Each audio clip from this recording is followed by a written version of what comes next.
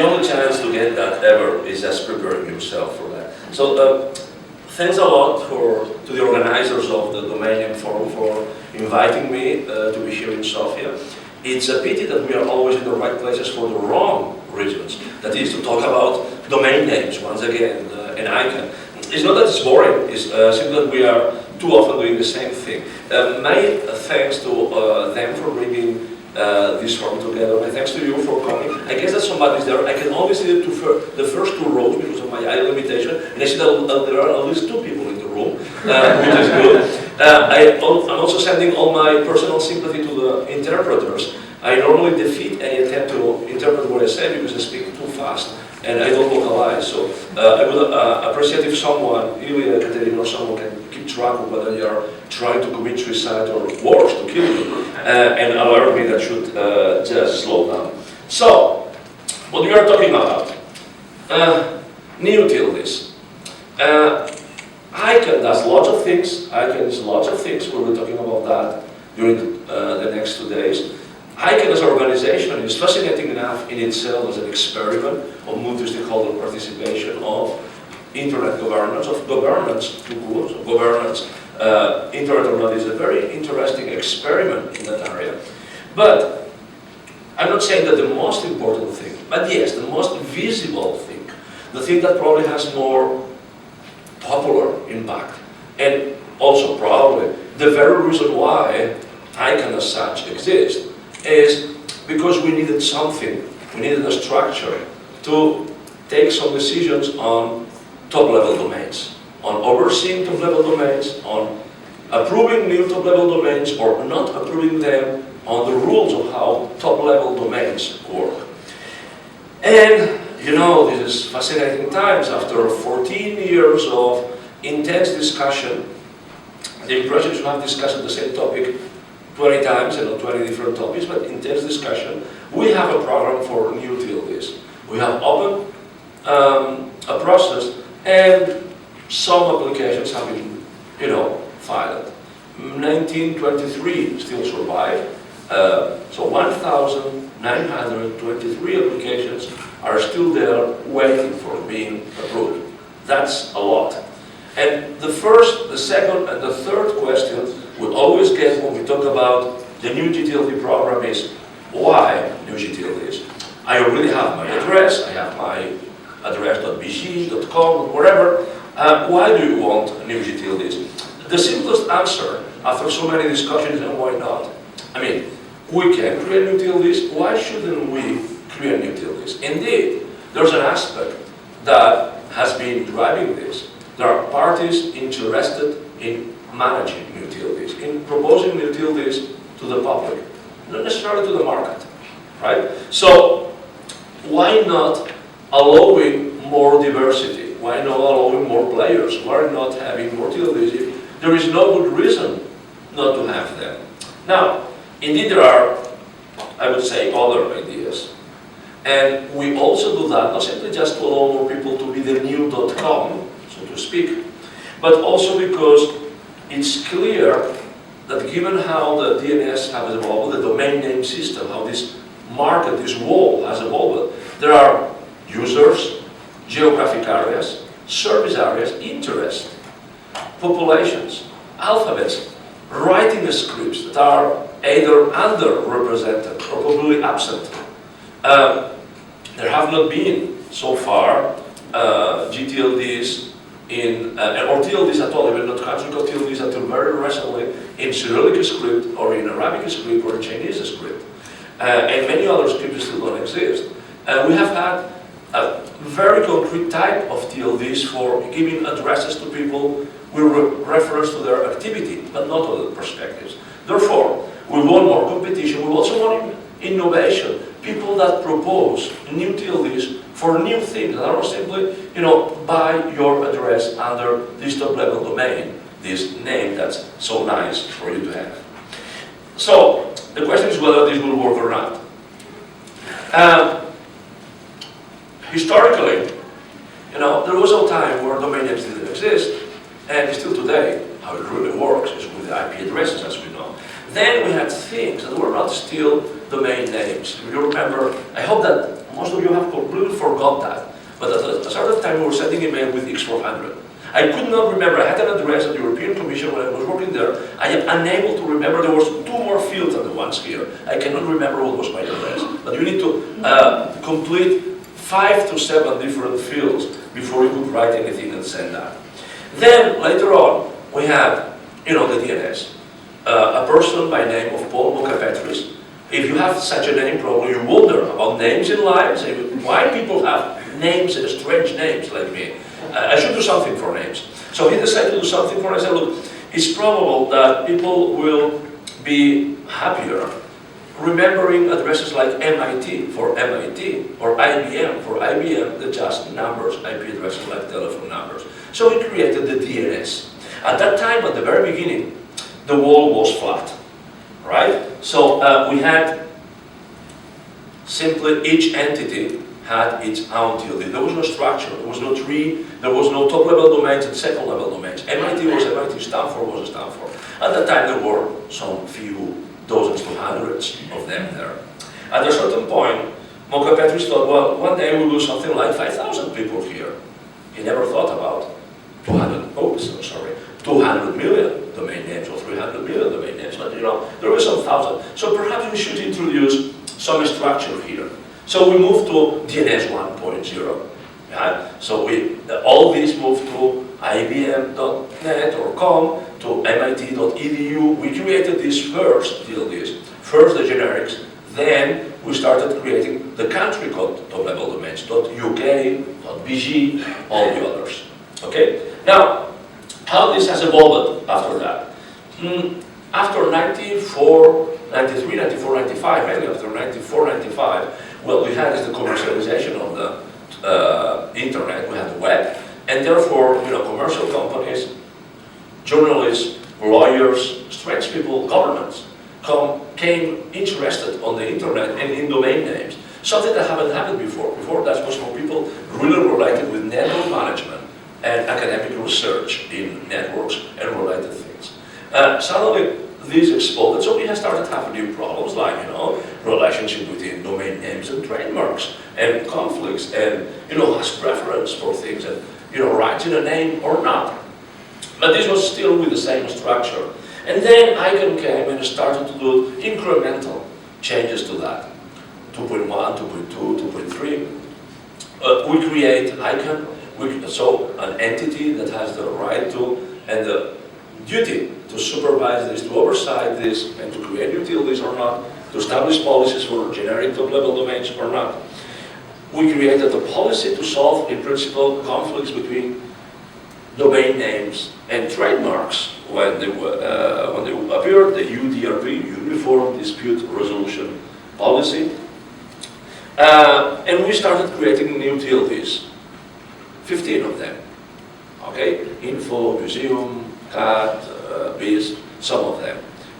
Twice, in 2000 and 2004, had 2 small rounds of new TLDs with 7 and 8 new TLDs. So, at that point, the namespace was not flat anymore. We had some structure.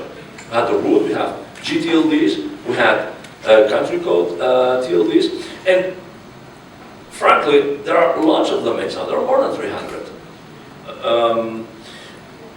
So the reality is that 319 plus 1 plus 1, I've said here, plus 11. 11 is just purely domain, the IDN domains that I can use only for tests, right? Internal tests, so they have no real significance domain names.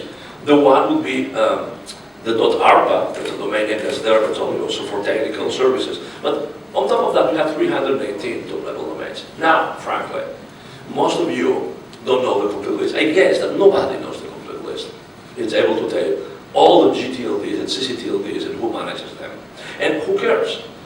Each of us probably sees between 5 and 2 dozens maximum of TLDs that are more closer to our activities, to our geographical area, to our interest.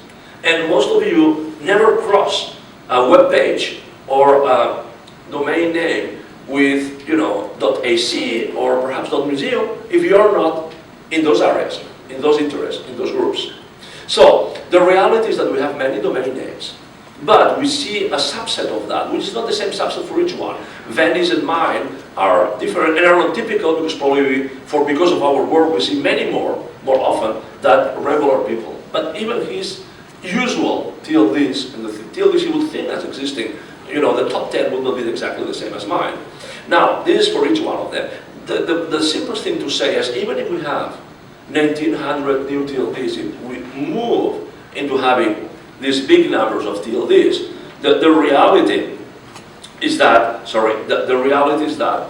we will see still the subset that we are more interested in, and all the rest will be completely transparent to us. So we're creating lots of TLDs, provided it's not .bg in IDN, right? This is the only thing we cannot do because that's confusingly similar with .br for Brazil. So I have a simple solution for you. Just buy Brazil or merge a confederation. You could have, the summer capital in Sofia and the winter capital in Rio de Janeiro. Think about it, and you could have .bg because then they would not be confusingly similar to anything. This advice is free, and I am willing to negotiate on your behalf if you want. Now the thing is, we will have many more new TLDs. We have much more diversity. Okay, but still we will see what we usually see about that. Okay, 1900. It's impossible to approve all of them. 1400 is the maximum we can approve from the new one because there are many duplicates. There are 500 duplicates, and we cannot have 2.webs or 2.music. So there will be something like 1,700. And I repeat, you will see, perhaps instead of 10, you will see 30 of them, but not more of them in usual life. You will get used to that. We are used not to see things we are not really interested. So we'll have much more diversity. But it doesn't mean that all the TLDs are for everybody. We'll have new classic TLDs, TLDs that are the same kind of TLDs but with different words that we knew so far. .sport or .paris, or the sounds of .cat, that is the linguistic and cultural TLDs like .scot, .quebec, .eus, .gal, etc. And the TLDs that are just to represent either a community or an area of activity or an idea, and you simply go there and register your names. We also have, other types of TLD. .pay, this is not exactly to register as your address. It's a service that's linked behind that in principle. Like ISBN, which is the international classification for the book publishing numbering. So that's just porting this namespace outside the internet to the DNS. Things like .amazon or .seat for who wants a TLD for chairs? No, this is not for that. This is a TLD for a car company based in Catalonia called SEAT, a subsidiary of the Volkswagen group, the Audi group. So they are asking a TLD for themselves, and that's one of the first news. .amazon.seat, this is something like .adidas, wherever you want. TLDs that are proprietary to a company or to an entity for their own exclusive use is something they didn't have before. And we'll have indeed TLDs in IDNs. We also have TLDs that are, I would say, curious enough. We're used to TLDs being 2 or 3 letters, and now we will learn to say .versicherung or .vermögensberatung or something like that. Yeah? And in principle, there is also an application for .agakan. Indeed, individuals cannot apply for a TLD, but this guy has a foundation, among other things. So he's applied for that. So the next round, you will see the .Veni Markowski also there. Indeed. Okay, it's a test TLD problem. The one there, the next one, should be, but I think that all the characters got mixed up when I copied from one application to the other. .Catholic in Iran. That's one of the most fascinating ones. Because, in the Arab-speaking countries, there are not that many Christians, but most of the Christians that are there are not Catholic. Or even if they are Catholic are Catholic from Greek, right, or Coptic, or wherever else. So Catholic is just the second family name, not the first family name, or how they define themselves. And most of the countries there like the United Arab Emirates or Saudi Arabia or Iran, will have an enormous pleasure in blocking access to this TLD. So this has the special John Postel Memorial Award for the most useless TLD ever. But anyway, they have the right to apply for that if they want. That was the Catholic Church. You know, those are strange people. I know that here you don't care that much about the Catholic Church. But they even wanted to do that. Okay, so we have all these TLDs, as I said. Good ideas, bad ideas, who cares? I mean, my bad ideas are not Benny's bad ideas. My good ideas might probably be not Ilya's good ideas. We have different, we will see how it happens. Now, there is a process for handling all this. And indeed, I will not torture you with explaining, what happens here, why we have changed the process many times. Tell me when will you be mine? Okay, thanks, Engelbert. Thanks to Mr. Hamperdink. Okay. When the TLDs will be mine or yours? When will be they approved? This is just to make sure that you're not sleeping. If you are very lucky, by July, August 2013, we could see the first TLDs live, if we are lucky. This process is not about being lucky traditionally.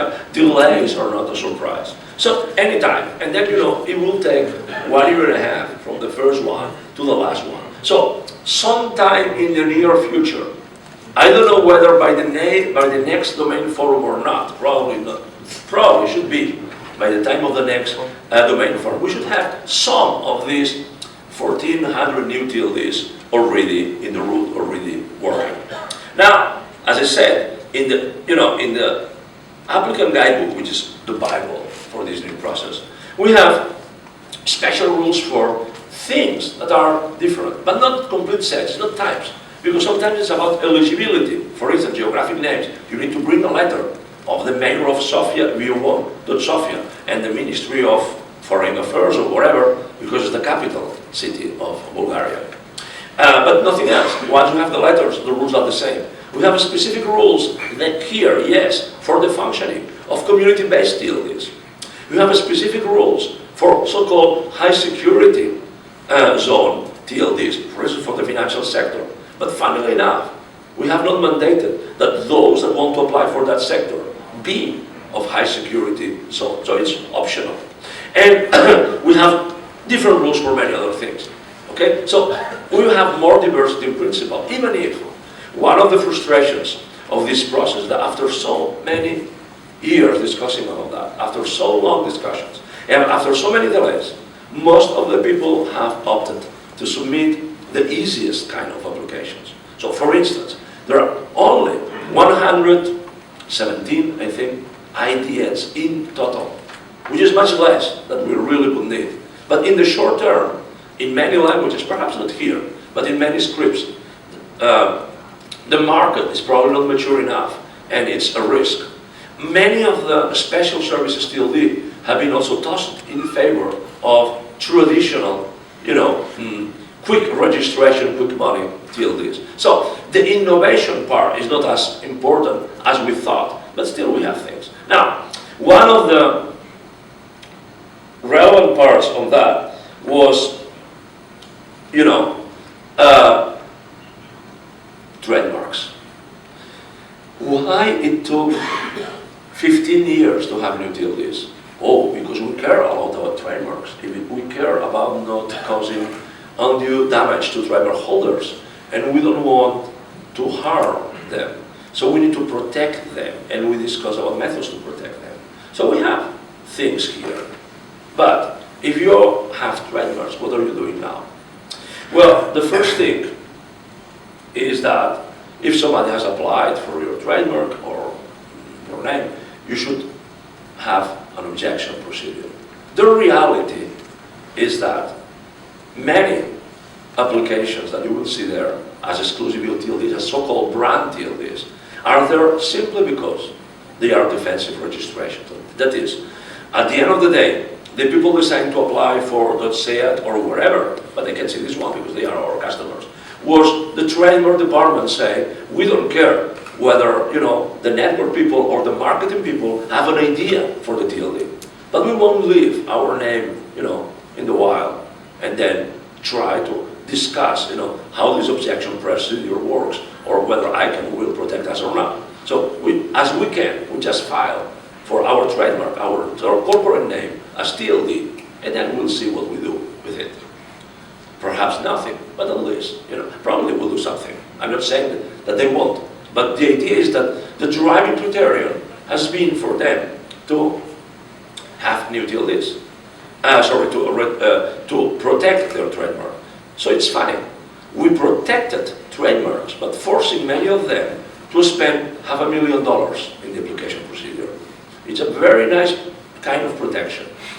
I'm not complaining because a very small part of the money came to my company. Okay? But it's a very strange way of protecting people. Let's be honest. Now, the question is how to mitigate the cost, because indeed, still there will be some 1,000 domain names that are open to registration at the second level. How we handle that? Okay, I protected my names that are .bg, perhaps the neighboring countries, and .ru and .eu, and .com, .net, .info, or something else. And indeed, if I have a travel agency, I will do .travel, and if I have a museum, I will think about the museum or not. But I had some decisions to make. Now I need to check 1,000 more, or more than 1,000 more TLDs, and decide whether to go there or not, to protect my names at the second level or not. So here we've done a number of things to help the trademarks. Also strange ones. The first one is something called trademark clearinghouse. No need to translate that for the interpreters. And especially no need to explain what's that. It's a very good idea, but not all good ideas work. And it's frightening how immature and how unfriendly this trademark clearinghouse still works. The trademark clearinghouse is a new sort of super registry for trademarks. So, if you want to register domain names or to protect your names or be warned about what happens in these new 1,000 TLDs, you go to the centralized clearinghouse, say, I have the trademark for Veni Markowski. Right? So if anybody tries to register Veni Markowski under .Catholic in Arabic or whatever, just alarm, just send me a warning. And if I have this entrance in the trademark clearinghouse, I have proven once they have the trademark. I don't need to prove that each time I go to a TLD. Now, the idea is very good. The implementation, believe me, is frightening. Okay, the next thing we are doing, it's something that's very nice. We have the uniform dispute resolution policy. But this is not fast enough. This doesn't cover everything. So we are creating a new uniform rapid suspension. How rapid is that? Well, 7 days faster than the UDRP. Wow. And for this we have, I don't know how many meetings. And we're still holding meetings because the problem is that in the name you have uniform and rapid, you don't have simplified. ICANN has an allergy for simple things when it comes to rules, right? When it comes to process, they have a penchant for simplification, but not for rules. In any way, I am exaggerating, as always I do. But the idea is that after so many years, we haven't solved the problem of the trademarks, indeed, because some of them cannot be solved. And at the end of the day, one of the solutions is, and this again is something that many intended applicants have told us. Well, if the same way that we learn not to care about, let's say,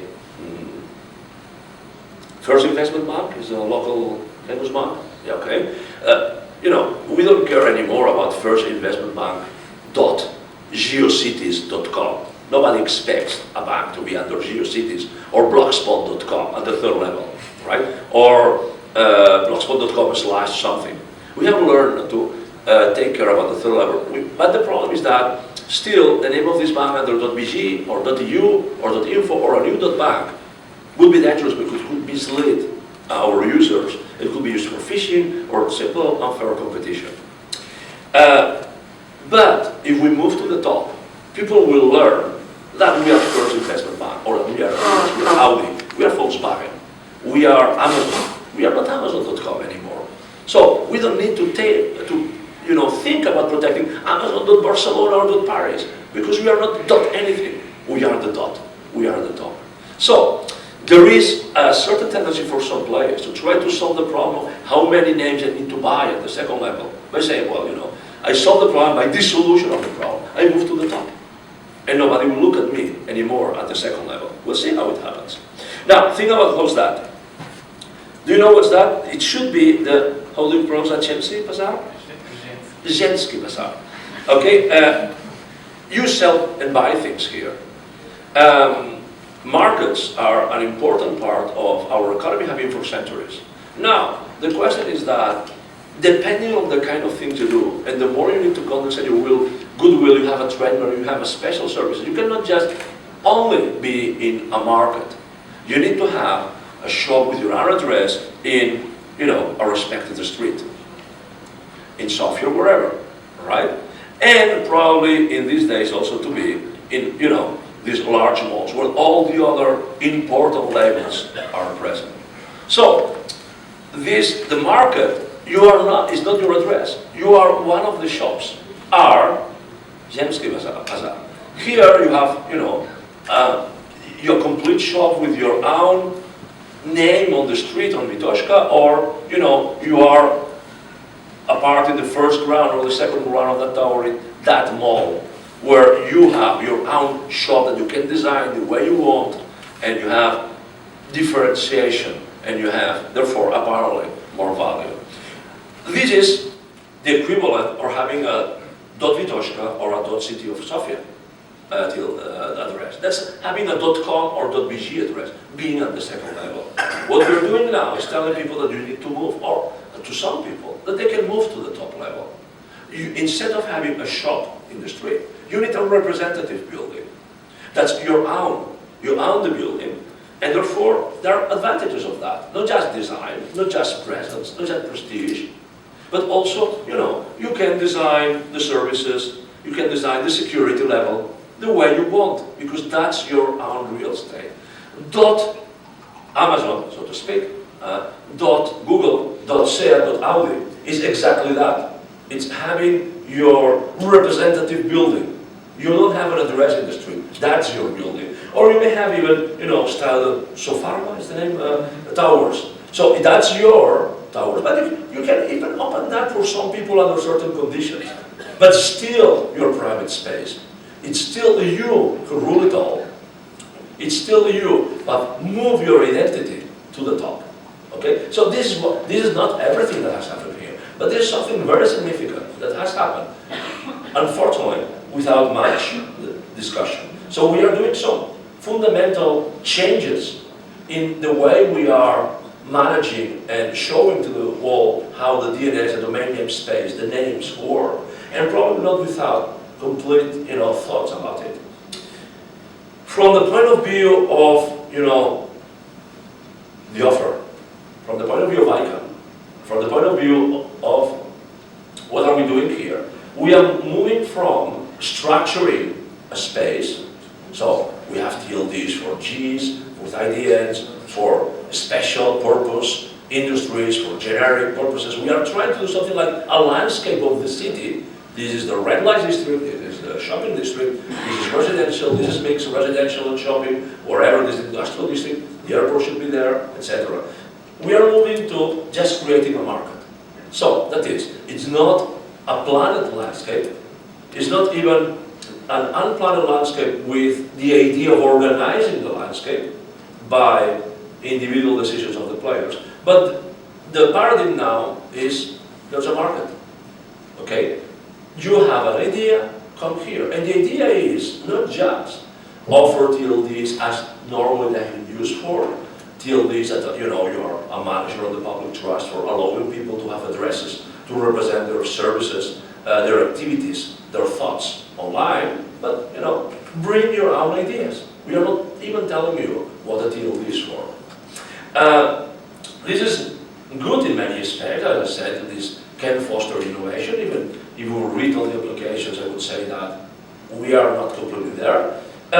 This also can be bad in the sense that we are moving to a sense of lack of clarity what are the rules for anything, and what is the sense for who should have or not a TLD, when, and how we will handle the many TLDs, and when we can move to the next time. And also there is the idea that as we are allowing anything by nearly anyone, we will see something. We will see a great rate or failure of TLDs, which is something that has not happened yet that often.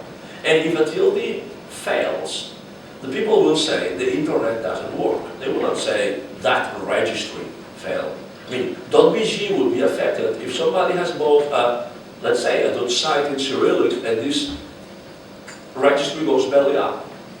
Because people will not trust the system anymore. So we should have some framework probably. Now, from the point of view of the demand of the people wanting TLDs or domain names, we are moving from here you have addresses to you can opt between have an address or just have your identity. We are moving the identity part to the top level. There is not a dot anymore, it's not .com or .anything, it's Amazon, it's Amadeu, well not Amadeu, Abril, it's Benny Markowski. Okay? Excuse me? Yes? Just to remind you that you have 5 more minutes. Thanks a lot. Yes, I was aware of that.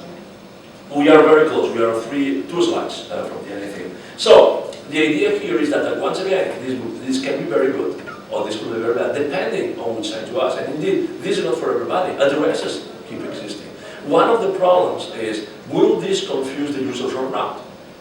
Well, some people say that the fact that we mix first level with second level, with third level, with everything, will confuse people. Other people say, no, people just use what they use, and at the end of the day, they will use search engines, especially this is said by the consistent click with an icon that works for search engines. So we will see how this evolves. I mean, the idea is that somehow we are flattening again the wall by having much less structure, but many more parallel words and many more things at the top level that we have today. Again, I'm not sure that this is good or this is bad. What's worrying me is that we have done all these things without discussing these things. We have been all the time focusing on the interest of the applicants and not the consequences on the public use of this.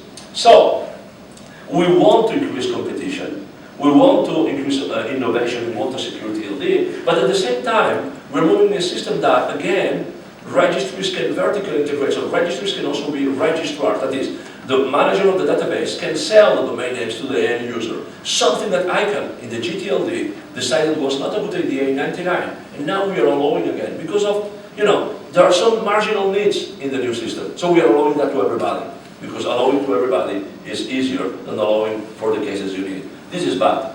Like, the triangle clearing house is bad, not in itself. The triangle clearing house is bad in the terms of resilience of security and else, because we want to increase diversification, and at the same time we are creating a new completely centralized structure on which all the new TLDs will depend forever.